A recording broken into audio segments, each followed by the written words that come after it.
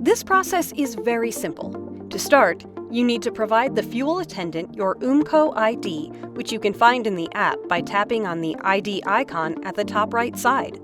This is your OOMCO ID. Please share it with the fuel attendant.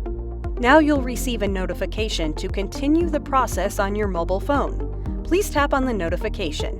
Here you'll have the full details of the transaction: station name, total amount, fuel type, and the liters. If everything seems right, please tap on the check mark to continue.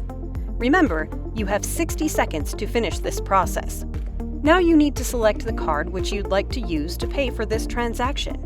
If you don't have any cards with sufficient balance, the transaction will be rejected automatically. To ensure that you selected the right card, please confirm by tapping on the check mark. While the payment is being processed, please don't close the app. That's it! The process is now complete, and you can see how many points you were awarded. Tap on Done and have a safe drive, and thank you for using Basma Plus. Download OOMCO World app from your App Store today and enjoy a world of rewards and features.